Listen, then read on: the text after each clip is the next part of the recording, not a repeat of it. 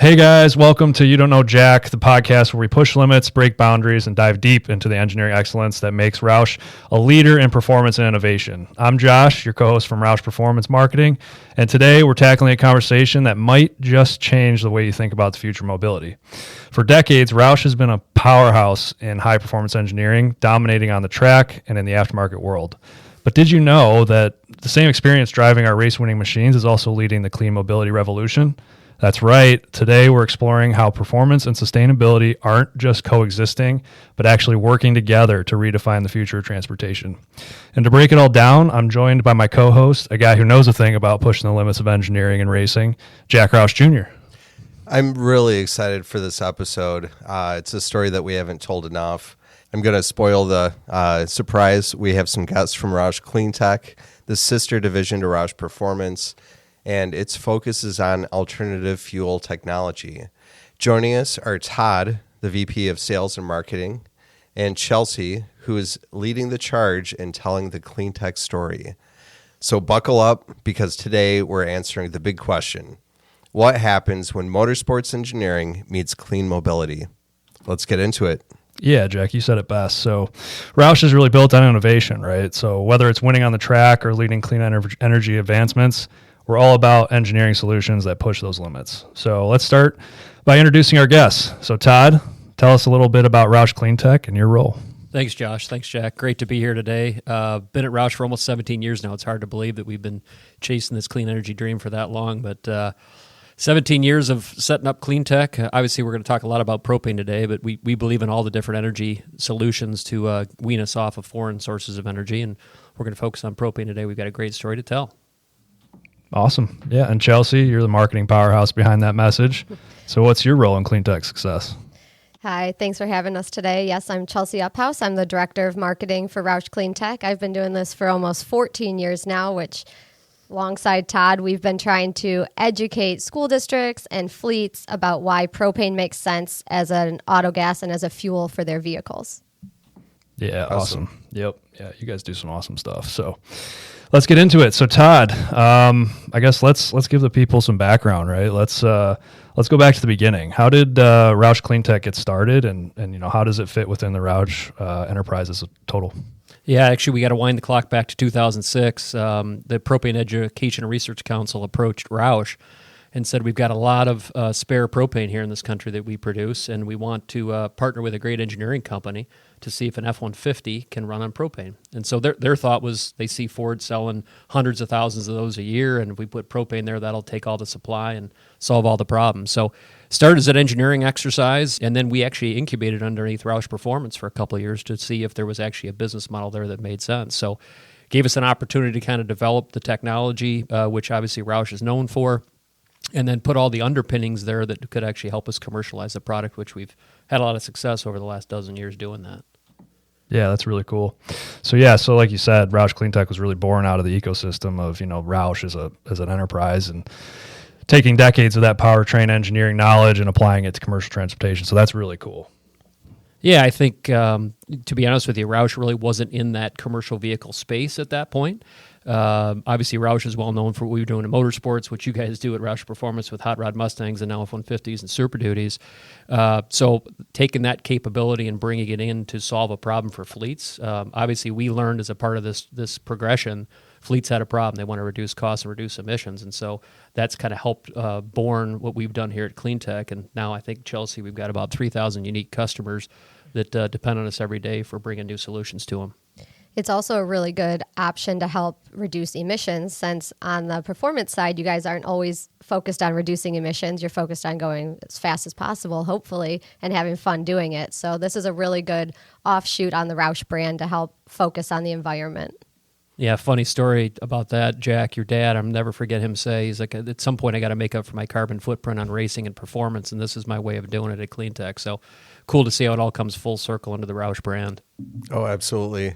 There's so many cool things to talk about here. I'm really excited about telling this story, bringing you guys in. I'm really passionate about the performance side of our business, obviously. But, when you think about the larger company, at its core, we're an engineering services company, and we've developed these really rich capabilities to do that, to serve not just these brands that people know about that are Roush, but well beyond that, major automotive manufacturers, the entertainment industry, aerospace, it goes on and on. I love the fact that, having you guys here today to talk about something that our normal fan base may not be aware of. And this is something that we've been very passionate about. I wasn't directly involved in CleanTech as it started, but I do remember being in those meetings where, we were looking at, zero sales coming in for a few years, trying to figure it out. We stayed committed, and I think, it's a great story, the value that it's creating. Yeah, I think it's a testament to the company. It's funny you mentioned the zero sales piece. I'll never forget early days where we were spending a bunch of money, and then I looked at Chelsea thinking, boy, we got to update our resumes because, man, we're spending a lot of money and not bringing anything back in. But talking to your dad and Evan and the leadership here, and they said it's a marathon, not a sprint. We're doing the right things. We're building for the future. And so I think a company like ours that gives a lot of leeway to really smart employees to come up with solutions that have a longer-term runway. So it's nice to work in that environment for sure. Absolutely. Yeah, that's really cool. And I think, you're hitting on a major point there is that most people don't realize the capabilities that Roush Enterprises as a whole has. And I think the overlap of, powertrain development, emissions testing, durability testing, all that stuff kind of goes into performance and clean tech hand in hand. So it's really cool to kind of paint that bigger picture for everybody. So we've talked about clean tech a little bit, but I think really, a lot of people out there listening to this may not be familiar with what it actually is. Can you guys take a little bit of time to explain that? Sure. Yeah, I guess appreciate the question, Jack. Let me start, Chelsea, and you can fill in the blanks here. We've talked a lot about how the company got started, but the success today, there's 3,000 unique customers. There's 50,000 units on the road with our propane-powered fuel system. So design, engineer, develop, manufacture, sell, and service and support, and that's really our mission, is to then put that product into Ford commercial vehicles, and then we'll talk more about our relationship with Bluebird on the school bus front. But ultimately, that's our mission, is to design, develop, manufacture, and produce those products and put them into fleet customers' hands that need to reduce emissions and reduce cost. I think our biggest shining star is our relationship with Bluebird. We've had an exclusive relationship. If you don't know, they're one of three major school bus manufacturers out there. It's Bluebird, Thomas, and IC. And we've been exclusive with Bluebird on our propane and gasoline powertrains since 2012. So obviously, I think everybody rode a yellow bus to school at some point, unless you're so lucky that you got dropped off. And I sure did. Well, actually, no, you got dropped off in the Ferrari, didn't you, Chelsea? Yeah, you know me. Anyway, I think the connection to people seeing a yellow school bus or you rode on a school bus, the fact that we've spent a lot of time, effort, and money into integrating our powertrain into that school bus. And then today, believe it or not, 1.5 million kids will ride to and from school safely on a Roush powertrain in a Bluebird school bus. So you talk about the safety aspect of it, reducing emissions, but also the cost savings that drive back into the school district to put into things like hiring more teachers or after-school programs or more technology for the classroom. So at the heart of it, we do manufacture and produce something, but it's so much bigger than that in regards to the impact that we're making out in the community.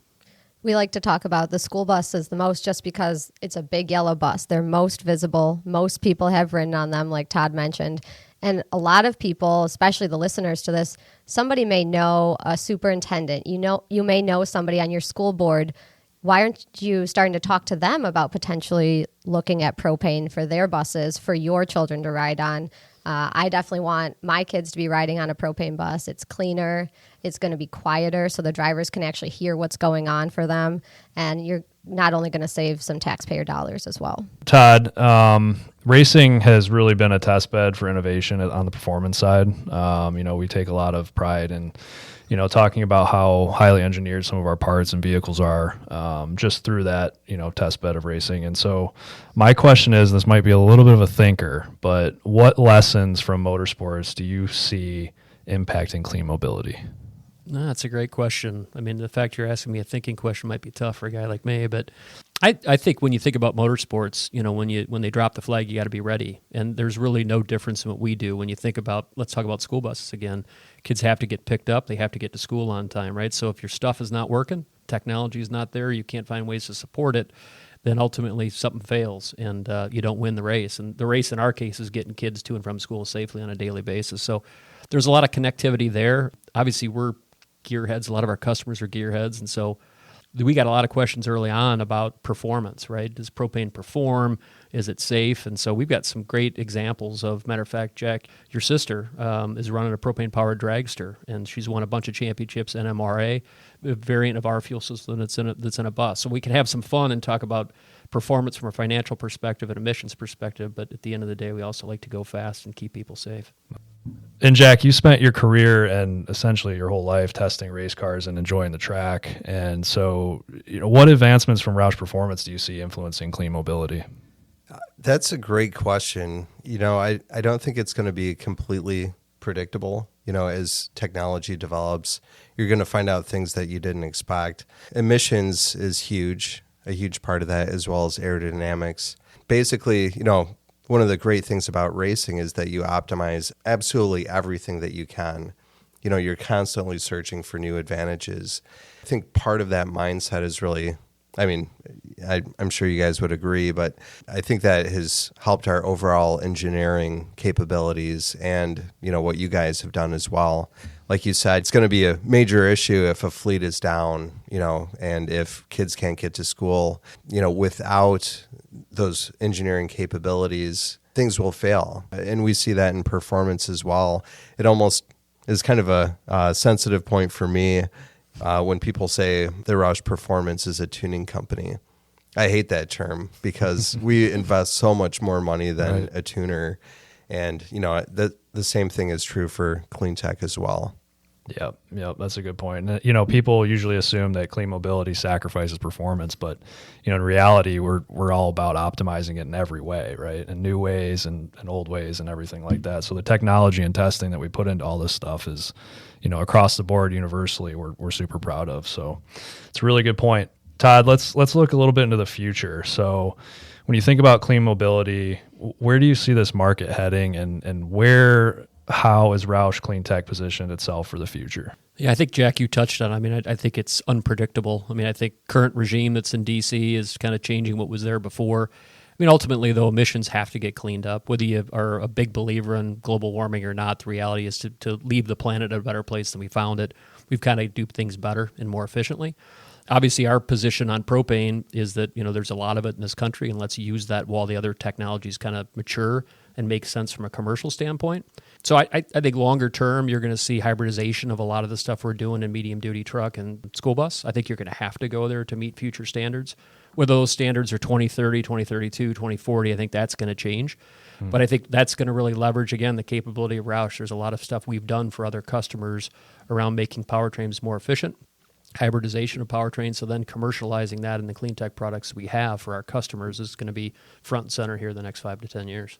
Awesome. And that helps us when we're talking with fleets or with school districts, because we do at Roush, we have experience in autonomous, we have experience with electric. We don't just know propane, so we can talk to the benefits of each of the different technologies and what might work best for their fleet or the pros and cons of all of them. Yeah, I think at the end it comes back to the trust thing that we talk about as an enterprise, and that we have to be that trusted source. And, from an engineering standpoint, a performance standpoint, from a CleanTech standpoint, fleets and people look at us as that credible source because we're not just a one-trick pony. Today we're commercializing propane, but as Chelsea mentioned, we could very easily, whether it's a hybrid, whether it's hydrogen fuel cell, you name it, DME, we could do it. It just doesn't make commercial sense. So we're more the common sense guys and gals, and today propane makes a lot of sense on the environmental and economic standpoint. But as the other technologies continue to mature, we'll then look to integrate those in to solve customers' problems. Chelsea, you and I are both on the marketing side, right? And we all know that marketing can be a challenge sometimes. That's for sure. You can't make everybody happy, but you try. So my question is, when you think about all this and where it's headed in the future of clean mobility, what in your mind are some of the biggest challenges ahead? Right now, it's just the misconceptions and all of the misinformation out there. So there's a lot of loud voices in some of the other technologies, and they tend to drown out everything else. Like Todd mentioned, we're a common sense. Propane is very common sense. And so it's not the flashiest. It's not the most exciting to talk about or look at, but it is going to get the job done. It's going to save taxpayer dollars. It's going to save company dollars. And so really education is what we're constantly focused on for why it works. Let's look at your fleet. Let's look at your numbers and how's that going to help you as a fuel. Awesome. Thanks, Chelsea. So we're going to, maybe turn down the seriousness for a second, take a peek behind the curtain at Roush CleanTech. And, I kind of want to see and share with everybody listening, if there's any fun stories that have happened since its inception. And, if you guys could share any interesting insights of the history with CleanTech. I guess I'll stay PG-13 on the end. There's probably some other ones, but it's funny. I think Chelsea mentioned it. She's been here 14 years. I've been here 17 years. The commitment of the team, if you look around the rest of the CleanTech crew, we've been here and are committed to the mission. So with that longevity comes a lot of experience on the road and a lot of fun. So one I'm just thinking about was Jack, actually your dad, early days, we were at a commercial truck show and we were in front of a bunch of people, in front of a bunch of Ford people, and they kind of questioned your dad on why you guys chose propane. Everybody was pushing natural gas at the time, and your dad gave a very eloquent answer in regard more common sense, right? It reduces emissions and makes economic sense. And he looked at me and said, "Hey, my head sales guy believes in it so much he's willing to go commission only." So he kind of prompted me in front of the whole crowd, and I kind of had to answer. So I said, "No, I appreciate the checks still coming every other week, Mr. Roush." But beyond that, we talk about the racing aspect of it. Obviously, we love to go fast. So was this, Chelsea, a couple of years ago? We took our propane bus, we took a competitive diesel bus, and we took one of our sales guys wearing school bus tennis shoes, and we went out to the drag strip and had a lot of fun in regards to times down the track and who's faster. And so ultimately, our propane bus kicked everyone's ass. Yes, it did. Although our sales guy off the bat, he was pretty good. Derek, he came out hot. He came out hot, but he ran out of steam pretty quick. But I remember that. Yeah. Anyway, there's a lot of cool stories, Chelsea. I don't know if there's anything that come to mind for you. No, but with that drag racing, nobody in the school bus industry said that they'd ever seen a propane bus and a diesel bus drag race. So we were like, well, that sounds like a challenge, and so we figured we had to do it, and that has gotten us actually a lot of runway, because you guys were talking about performance earlier, and propane does have that performance. It's got the horsepower, it's got the torque, and we really showed that. We actually were talking about maybe trying to do a wheel stand, but we didn't want to take it too far with the school bus. So. No parachute off the end? No, not yet. Oh anyway. Give us a few more years. We'll there see you go. Come up with. There you go. Awesome. So yeah, go check out the school bus drag racing. You won't be disappointed. But let's switch gears back to propane, right? Let's talk a little bit about the benefits and tell people, why propane is the way it is, and what do people get from propane? Yeah, you want me to start, Chelsea? Yeah, it's interesting. I think obviously emissions are at the forefront of everybody's mind. We're kind of beaten over the head with global warming and what are we doing to make this planet a better place. But if it doesn't make fiscal sense, nothing scales, right? And so that's, I think, why we really believe and see the future of propane. Still, the best is yet to come. Obviously, I mentioned earlier, we've got 3,000 unique customers across North America, so every state and every province in Canada. And ultimately, it starts with economic savings. So when you can scale because of the economic savings, then all of the emissions benefits come with it. So we're seeing customers kind of triangulate on a number. Typically in the fleet world, they're looking at cost per mile savings is how they measure economic benefit. And we're seeing about 30 cents per mile in savings versus diesel. So when you think about a school district that may have 500 buses that runs 15,000 miles a year times 30 cents a mile in savings, it adds up really fast. And again, think about where those dollars could go back into more productive things to help students learn better, right? And so that's the economic piece of it that obviously that we talk about common sense. Mm-hmm. And obviously the environmental piece is just as important. So as we scale deploying more and more buses because of the economics being so great, today we're certified at the ultra-low NOx level of 0.02 grams per brake horsepower hour. So today the standard in the industry is 0.2 grams. So we're 90% cleaner on that front, meeting California's most stringent standard already. So we feel pretty good about that. When Chelsea mentioned about I want to put my kids on a propane school bus, that's one of the reasons why, is that all those harmful emissions coming out of the tailpipe of a diesel bus, you don't have that with propane. So there's all sorts of other benefits and emissions reductions. But when you look at NOx as probably being the most impactful to health in the community we operate in, the fact we're 90% cleaner, it's pretty powerful data. Got it. So why is a reduction in NOx important for those that don't know?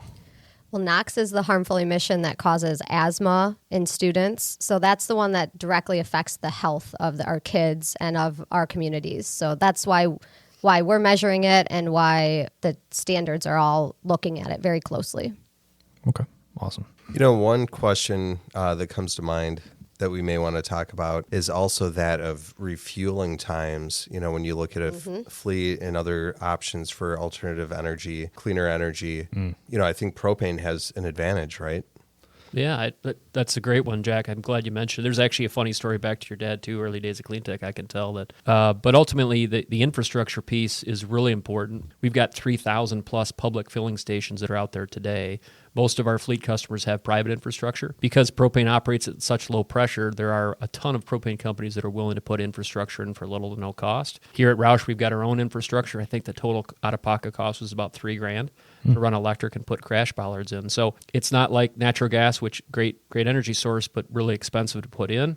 Obviously, we've heard all the challenges about charging your vehicles and the infrastructure for that. That's been a challenge. Propane probably is the easiest one, very comparable to gasoline and diesel, other than it's not a ground contaminant. So it's actually even better than gasoline and diesel from that perspective. Oh, that's cool. Awesome. So a really funny story back to the starting days of CleanTech. So your dad, Jack, wanted to experience what our customers were experiencing. So I'll never forget, our VP of Engineering, Gary Jurek, Jack looked at him and said, I want to run a Crown Vic that runs on propane. And I remember Gary said, well, Jack, that's not in our product plan. He goes, well, I don't care. Just go make it for me, right? So we cobbled one together, and your dad ran it for at least 2 years. And I'll never forget, every time he'd come over to our fuel station and he'd track refueling time. He'd track how many gallons would go in because, again, back to that common sense approach, if the economics are good and the environmental piece is good, but it's not good to refuel, then that's probably not a great solution. So that's another box that was checked. And I remember just how meticulous your dad was about making sure that it worked for our customers. So it was cool. That's cool. Awesome. Yeah, so I got a question. So I know we're not of the engineering type. There's smarter people than us out there for that. But my question is, what goes into one of these vehicles? How does one turn it into a propane-operated vehicle? Yeah, that's a great question. So we're starting with a base Ford powertrain. Propane doesn't have the same lubricity as gasoline and diesel, so there's some base changes that Ford makes, hardened valves and seats to accommodate for that lack of lubricity or the different lubricity. But ultimately, we're taking a base Ford engine. We're putting purpose-built, designed and built components on the engine and the fuel system. So we take all the gasoline components out on a Ford vehicle. So that whole process, I hate to say it's easy because our engineering guys would cringe when we say that. All the hard work's done in development and design. But the implementation is probably a day to take a Ford vehicle like a F650 or 750 and convert it to propane. On the school bus side, it's purpose-built. So it's really cool, actually, Bluebird's manufacturing location down in Fort Valley, Georgia, the same line that's building diesel, that's building gasoline, that's building EV, a propane bus goes down, our powertrain drops in, so it's actually purpose-built OEM offering from Bluebird. Got it. Cool. So that being said, what is the experience like of operating a propane vehicle? Because I've only done it a couple times, but I'm curious how you guys would describe it. Well, it operates very similarly to your gasoline vehicle. We actually have one of our propane vans is what we use regularly when customers come on tours here. So I'm driving a propane van all the time. I'm fueling it up quite often, and it is very easy to fuel. Anytime we do have customers that come through or potential people asking about it, I always tell them that I have no problem fueling it, and that typically puts people a little bit more at ease with it. But we have heard stories where school bus drivers have been put into their propane bus and have said, if you take me out of my propane bus and put me back in a diesel, I'm quitting. So the drivers do love it. The cabin temperature, it warms up very quickly for them. So especially the northern states, they absolutely love it. And it's a lot quieter than your diesel bus. So for better or worse, they can hear the students in the back of the bus. And some of the drivers joke they wish they couldn't, but that is ultimately safer for everybody. That's cool. And yeah, like you guys mentioned, it's not just improving the economic side of it, but also this health and safety of, children and the kids going to school. So I think we should take great pride in that. And for everybody listening, that's a pretty big deal. So my other sort of question on the whole experience, right, is obviously at Roush Performance, we've got a bunch of different manufacturing lines, and each vehicle comes in, goes through it, gets, the Roush Performance treatment. What's the process of building one of these? You guys have a line, or what does that look like? We do actually. So on the commercial side, Ford vehicles come to us and we remove the gasoline content and put our purpose-built propane parts in. Very similar to how you guys do in the RPP line. Matter of fact, we share a location together where we're building side by side with you guys. As I mentioned on the school bus side, it's the same as they build a diesel bus, just with a cleaner, more domestic, lower cost fuel source, right? So that bus rolls right down the line. They drop our propane engine in, our lines and our fuel tank, and out the door it goes to a Bluebird dealer anywhere across North America. So I think I already know the answer to this question, but I just want to ask it for everyone listening here. As far as where propane is sourced, what country, is there anything you can enlighten people on that? Yeah, it's a great question, Jack. One, I think we're really proud of the fact that most of the propane we use in this country comes from this country, 97%, matter of fact. And a good but sad fact is that we produce about 30 billion gallons of propane a year as a country, and we export 20 billion gallons to countries that are using it for transportation and other things that we should be using it for. So we think about getting smart and using our sources of energy. Propane's one that should take I think the people in D.C. need to take a cleaner or more direct approach with. We get the question a lot, too, about, though, is it a bridge or a destination? And so we think it's a destination because the fact we've got all this supply. We talked about how clean it is. We talked about NOx earlier, but the industry is really working hard on renewable propane. And so there's a bunch of different feedstocks that can drive renewable propane. But ultimately, when you talk about carbon intensity of a fuel, traditional propane's about 70, has a CI score of 79. We've got sources that can get it down to almost zero, which is pretty awesome when you think about longer term. Back to the EV push, which, again, we love, but people talk about zero tailpipe emissions. The reality there, it's not. You think about how the energy is being created. I think the industry is thinking about it from the same perspective, creating more and more supply of renewable propane to reduce our carbon intensity even further. So therefore, based on that, we think it's a destination, not a bridge. Cool. Well, I think that answered it. Oh, that's awesome. So, I'm curious, too, given that we've got a ton of these buses out there,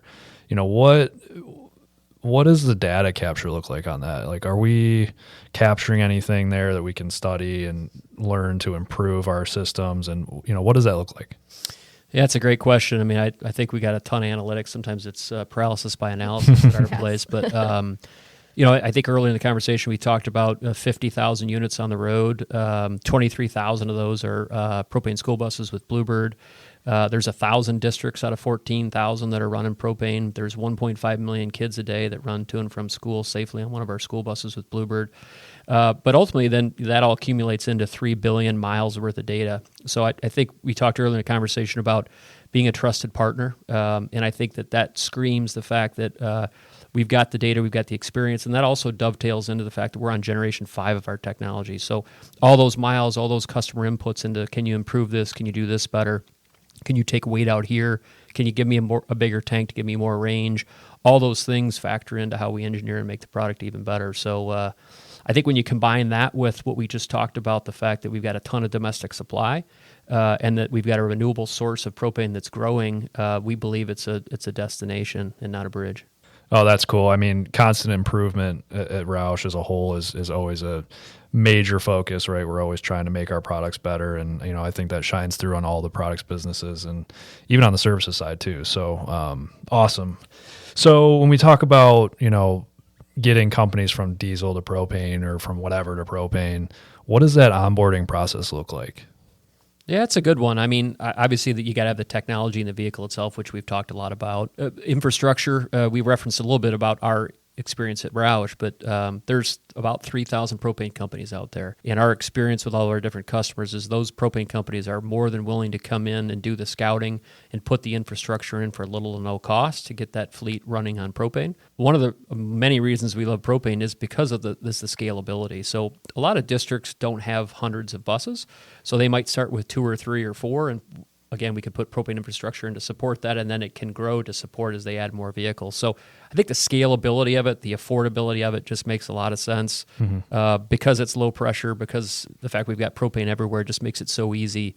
And so our experience is little to no cost up front, and they're going to drop that infrastructure in. Obviously, there's a contract connected to it. They got to continue to buy fuel for them from that propane company. But typically, those are 3-year contracts in exchange for little to no cost up front. And it is still a new fuel, and it's a new technology for a lot of fleets and for a lot of companies. So we do a lot of education and training. So we do driver training. We'll do technician training. We do a little bit of everything to make sure that everybody who's going to touch or be around one of those propane vehicles or buses is ready to go. Yeah, I think a pride fact, Chelsea, last year I think we trained 1,100 automotive technicians on safely working on propane school buses and commercial trucks. So it's a big number, and there's a lot more to go. But I think that's that great implementation piece you talked about. It's not just the vehicle or the infrastructure. It's training technicians, training drivers, right? Training first responders. So it's a long list of things that have to get done to make sure it's a successful deployment. Awesome. No, that's really cool. And 1,100 technicians and dealers and buses. Yeah. And that's... We'll kill you with data. A lot of people. Yeah, that's great. That's great. A lot of people we're talking to about Roush. Well, it's the Roush difference, right? It's the white glove, the full experience, and we want to help our customers the best way we can. So that's great. So guys, whether it's racing technology that influences fleet vehicles or alternative fuels revolutionizing commercial transportation, you heard it from us. Roush is engineering the future, right? So we're really excited about everything going on and hope you guys enjoyed this episode. But final thoughts, Todd, what excites you most about the future of clean mobility? The fact that we've just scratched the surface. I mean, I think we talked about some of the data. I think Chelsea and I wake up every day and as happy as we are that all these vehicles are running, we've only talked and sold 1,000 to 1,000 districts, and there's 13,000 more to go. Mm-hmm. So I think total there's about 500,000 school buses, and we've got 23,000 running. So I know what Jack Jr. and Jack Sr. would say is you guys better get busy, keep selling. We call that opportunity. Yeah, don't rest on your laurels. But I think we're more excited. All about the positivity here. Yeah, we are. Awesome. So Chelsea, what about from your end? Well, it's just great to see that we at Roush here are always looking for that next thing and that next technology. What is the next thing that's going to help not only the communities that we're in, but also the entire country and the entire North America? And it's really fun to be a part of that. For me, I just want to throw this in here. People always think of Roush and motorsports for good reason. That's always been a core part of our business.